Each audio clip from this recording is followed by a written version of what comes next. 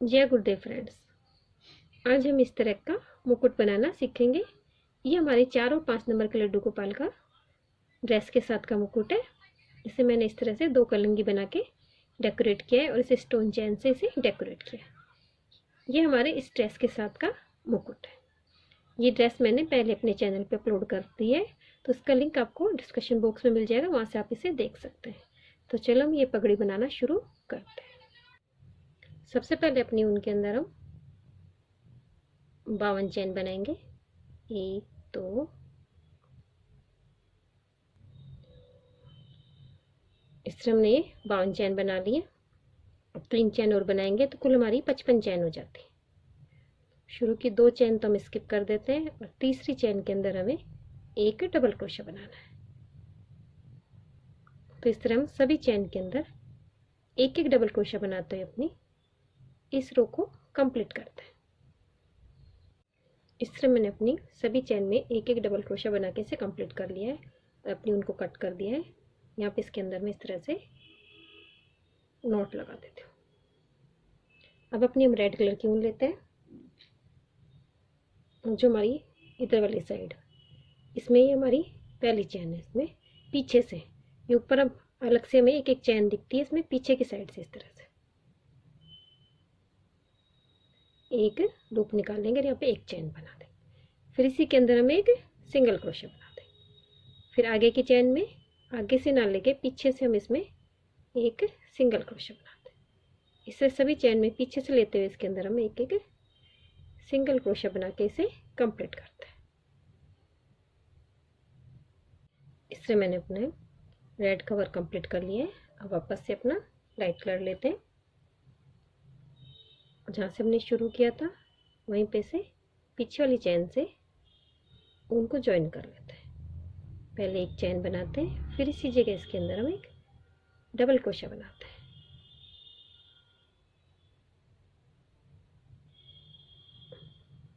फिर आगे हम पीछे वाली चैन से क्रोशा हुक में इस तरह से लूप लेंगे और फिर डबल क्रोशा बनाएंगे।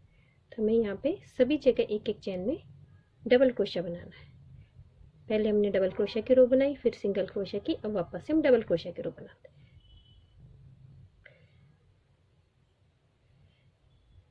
इस तरह अपने इस राउंड को मैंने कंप्लीट कर लिया है और यहाँ पे नोट लगा दिए और अपनी पट्टी को हमने तैयार कर लिया है।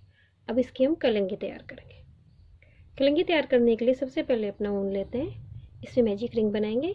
मैजिक रिंग हम इस तरह से बनाते हैं, इसका खुले हुए मुंह को अपने ऊन के ऊपर इस तरह से राउंड में रख लेते हैं तो हमारी मैजिक रिंग बन जाती है। फिर इसके अंदर से हम एक लूप निकालते हैं। एक चैन निकालने के बाद यहाँ पे 3 चैन बनाते हैं। तो पहला डबल क्रोशा तो हमारा ये हो गया। अब इसके अंदर हम 11 डबल क्रोशा और बनाएंगे, तो कुल हमारे इस लूप के अंदर 12 डबल क्रोशा हो जाते हैं। इस तरह हमारे 12 डबल क्रोशा हो गए। अब जो ये वाला ऊन है इसको इस तरह से खींच लेते हैं तो हमारा हाफ सर्कल बन जाता है।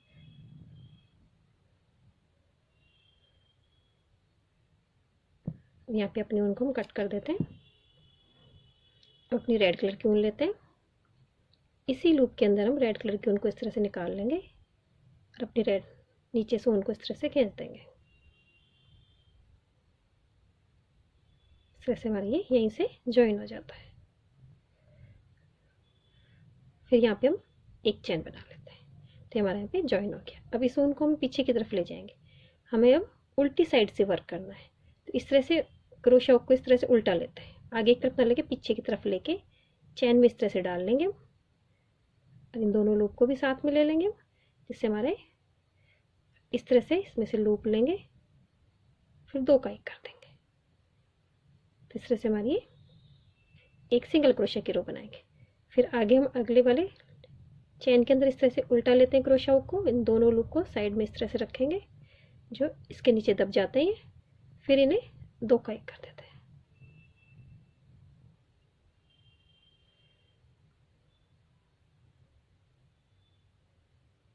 फिर आगे में लेंगे,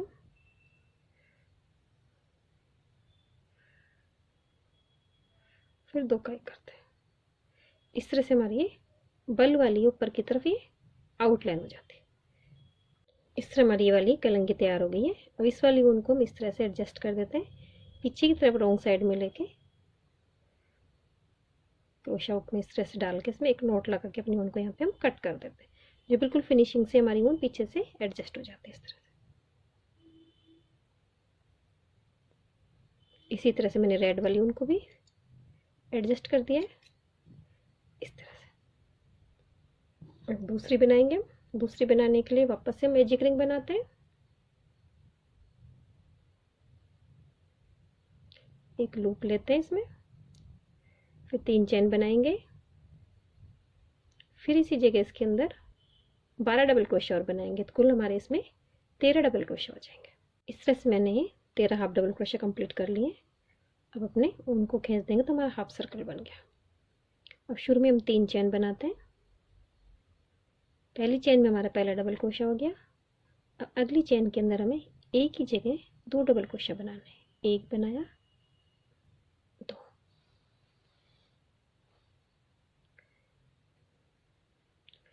फिर उसे अगले डबल क्रोशा के अंदर भी हमें एक ही जगह 2 डबल क्रोशा बनाना है। फिर इस तरह सभी जगह में 2-2 डबल क्रोशा बनाने हैं, तो हमारे इसके अंदर 13 डबल क्रोशा है। बीच में जो हमारा इधर 6 डबल क्रोशा में पहले डबल क्रोशा हमने एक बनाया, दूसरे में 2, तीसरे में 2, चौथे में 2, पांचवें छठे में भी 2 बनाएंगे, और सातवें डबल क्रोशा के अंदर हमें एक ही जगह 3 डबल क्रोशा बनाने हैं। इस तरह बनाते हुए मैं इसे कंप्लीट करती हूँ। फिर आगे के सभी डबल क्रोशा में हमें 2-2 बना के इसे कंप्लीट करना है। इससे मैंने इसे कंप्लीट कर लिया है। लास्ट में मैंने यहाँ पे एक डबल क्रोशा बनाया है और सभी जगह 2-2 और सेंटर में 3, और इस तरह ऊन कंप्लीट करके अपनी ऊन को कट कर दिया है। अब अपनी रेड कलर की ऊन लेते हैं। इसे हम दोनों तरफ से किसी भी साइड से हम इसे ज्वाइन कर लेंगे। यहाँ से मैंने इसे ज्वाइन कर लिया है। एक चेन बनाते हैं, तो ये हमारा ज्वाइन हो गया। अगली वाली चेन के अंदर हम एक स्लिप स्टिच से चले जाते हैं। फिर यहाँ पे 1 2 3 चेन तो हमारी एक डबल क्रोशा की हो गई। अब आगे पर्ल बनाने के लिए इसमें 1 2 3 चेन और बनाते हैं। फिर ऊपर की 3 चेन को स्किप कर देंगे, चौथी चेन के अंदर में एक सिंगल क्रोशा बना देते हैं, तो हमारा यहाँ पे एक पर्ल बन गया और ये सिंगल क्रोशा हो गया। अब अगली वाली चेन के अंदर हम एक सिंगल क्रोशा डबल क्रोशा बनाते हैं।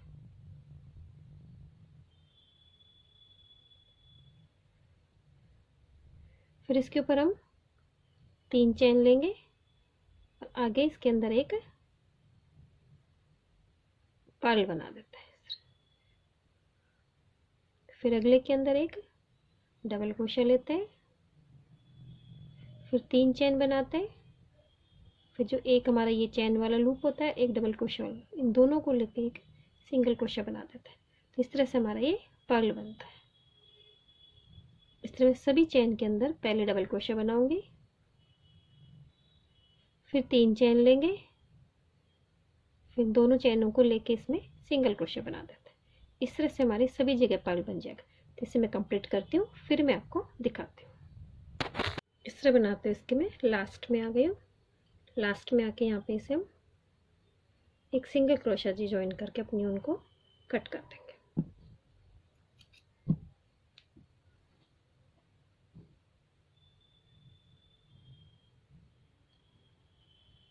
अब इसे डेकोरेट करने के लिए मैंने ये पिंक कलर के शुगर बीड लिए और ये रेड कलर के पर्ल लिए। अब इसे तो यहाँ पे हम डेकोरेट करेंगे यहाँ पे, और यहाँ पे एक एक डेकोरेट करेंगे। तो मैं आपको एक बताती हूँ। इस तरह से यहाँ पीछे जाके इसमें हम नोट लगा लेंगे।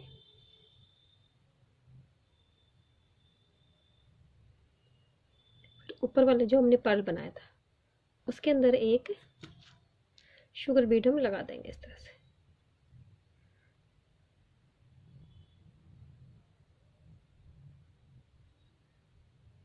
इस तरह से फिर अगले में चले जाएंगे हम नोट लगा के।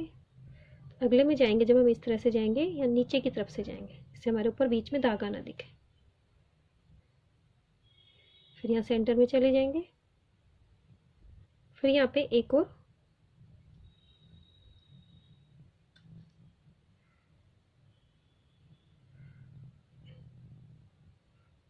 इस तरह से सेंटर में एक एक मोती लगा के इसे कंप्लीट करते हैं। और यहाँ पे ये लगा के मैं कंप्लीट करती हूँ, फिर मैं आपको दिखाती हूँ। इस तरह मैंने दोनों कलंगियों को डेकोरेट कर लिया है। और अब हमारी इस पट्टी की हम सिलाई करेंगे। तो इस तरह से अपनी पट्टी लेते हैं और इस तरह से इसे हाफ फोल्ड कर देते हैं। पीछे के दोनों हिस्से हमारे बराबर होने चाहिए। अब इसे अपने कान्हा जी के सर से आप नाप लीजिए इस तरह से। अब फिर इसकी सिलाई करने के लिए सीधी तरफ से उल्टा करेंगे इस तरह से। पहले यहाँ पे हम इसमें एक नॉट लगा देंगे जिससे हमारा ये हिस्सा खुलता नहीं है।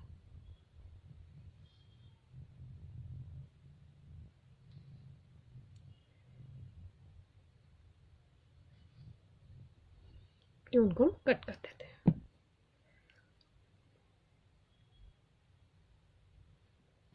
इस तरह से हमारा ये फिक्स हो गया। अब इस हिस्से को हम इस तरह से पीछे ले जाते हैं, दोनों हिस्से को। फिर इसके बाद हम इन दोनों हिस्सों के पीछे से सिलाई कर लेते हैं।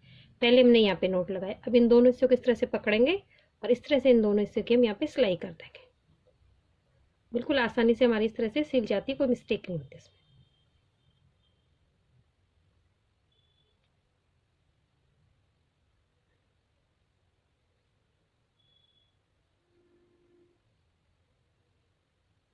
इस तरह से हमारी ये हिस्सा सिल गया। अब इस हिस्से को इस तरह से पीछे ले जाते हैं और इसे अपनी पगड़ी में इस तरह से पीछे डाल लेंगे। अब इसको इसी तरह से यहीं की यहीं पे हम इसे इस तरह से उल्टा कर लेते हैं।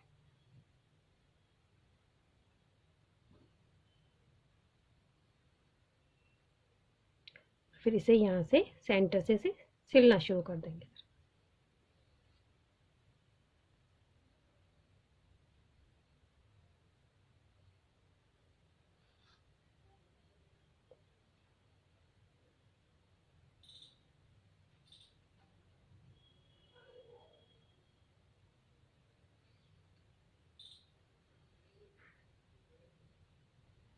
फिर हमारा जो आगे वाला खुला वाला हिस्सा है इस हिस्से को हम सिल देंगे इस तरह से।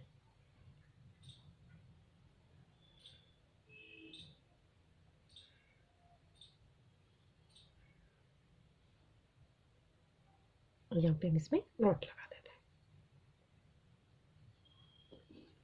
अब इसी तरह से हमारा इधर वाला हिस्सा, इस हिस्से को भी हम जिस तरह से हमने इस वाले हिस्से को सिला था उसी तरह से इस हिस्से को सिल देंगे। तो इस तरह से पगड़ी सिलने से हमारी कभी भी कोई मिस्टेक नहीं होती। पहले सामने से स्टिच करने से बिल्कुल फिक्स हो जाता है, उसके बाद हम पीछे का हिस्सा सिलाई करते हैं, फिर ये राउंड वाला हिस्सा सिलाई करके अपनी पगड़ी को हम कंप्लीट करते हैं।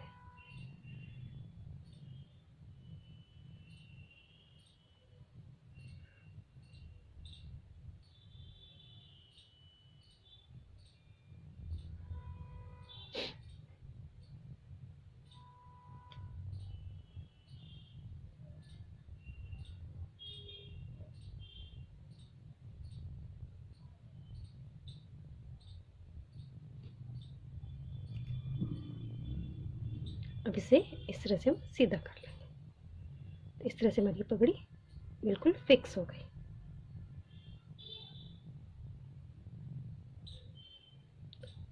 अब इसके ऊपर अपनी कलंगी हम फिक्स कर देंगे। तो इस वाली इस तरह बेस की सिलाई करके इसे कंप्लीट कर लिया हमने।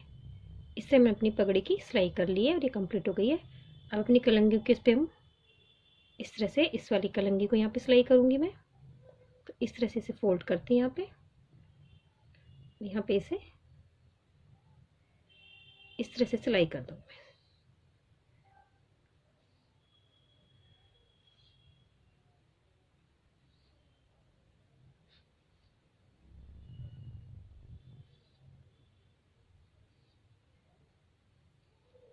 हमारी इस तरह से सिल गई है पूरी।